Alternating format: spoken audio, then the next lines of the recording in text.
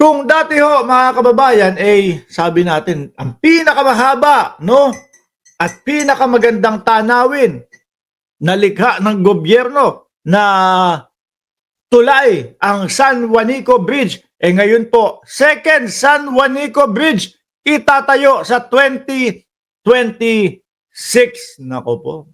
Wag naman sana itong kumbaga parang Malamart Villar, no? Hindi, pero nakikita naman na po natin mga kababayan yung style po ng gobyerno na to Yung style ni Pangulong Bongbong Marcos. Nakita niyo po, hindi magsasalita ang gobyerno ni Pangulong Bongbong Marcos kung hindi sila sigurado na mangyayari iyan. Di ba? Tingnan niyo po. Yung 20 pesos na bigas, mga kababayan, tayo po alam natin ang pagkakaiba ng pangarap at pangako. Pero po siguro dahil yung mga DDS gutom na gutom at hindi alam, no? At hindi nakakakain ng kanin, hindi na po nila alam yung ibig sabihin ng pangako at pangarap. Mga kababayan. Ngayon, sige, total kahit na sinasadya nyo na misinterpret yung sinabi na pangako o pangarap, tutupadin natin. Gagawan natin ng paraan. Di ba?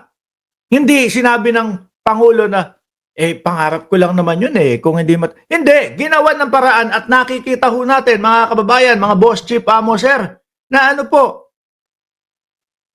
para maipatupad na ngayon, sige, kami ang bahala sa 13 pesos na abono dyan. Total naman, eto, meron na tayong backup na processing, no? Na imbis yung mga magsasaka ay magpapakiskis, magpapalinis,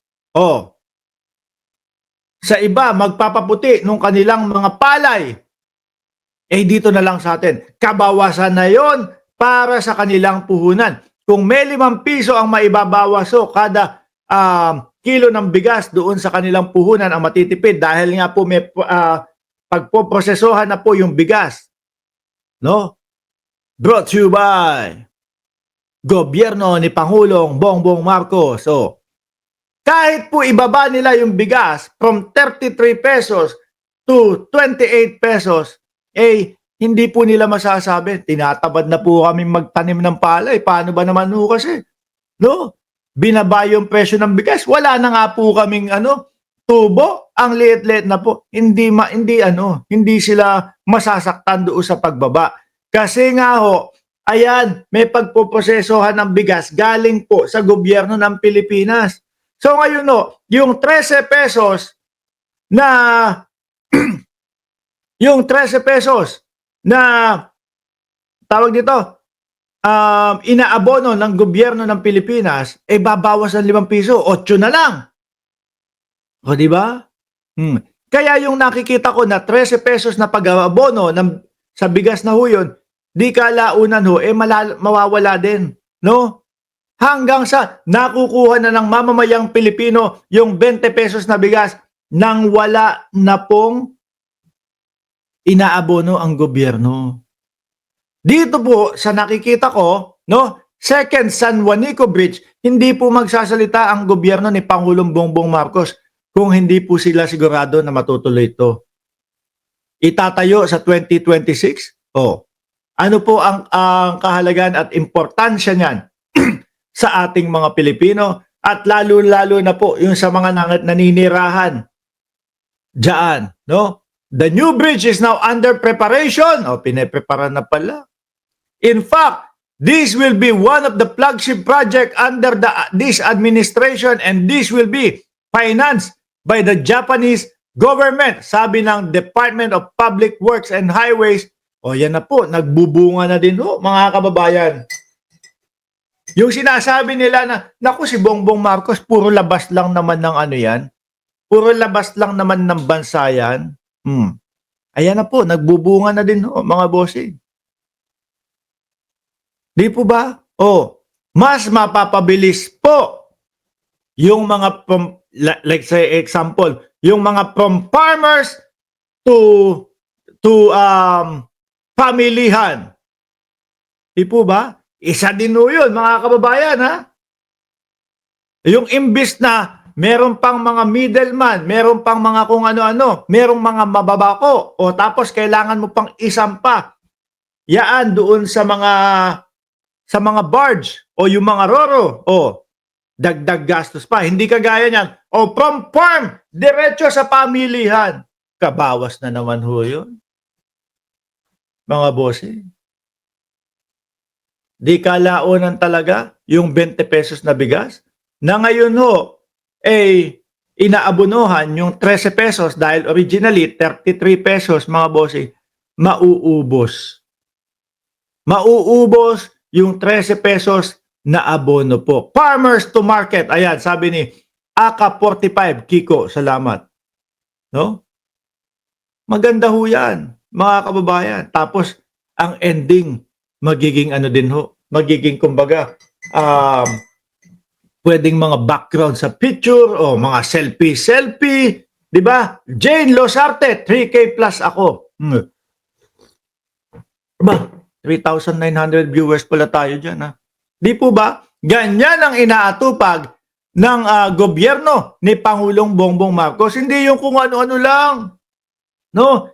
Imbis na husana, mga kababayan, sila tumutulong dito sa mga ganitong proyekto, hindi po, nakakadagdag bigat po sila at nakakadagdag pasanin lang po sa gobyerno ni Pangulong Bongbong Marcos. Ano sabi dyan? Pilipinas Today, kinumpirma ni Department of Public Works and Highway, DPWH Secretary Manuel Bonoan, na isinama ni Pangulong Ferdinand Marcos Jr. ang konstruksyon ng pangalawang San Juanico Bridge na magiging alternatibong ruta sa pagtawid ng motorista sa mga isla ng Leyte at Samar. Di ho ba? Sila ho, beld. Yabang nila doon sa beld nila. Beld, 2016.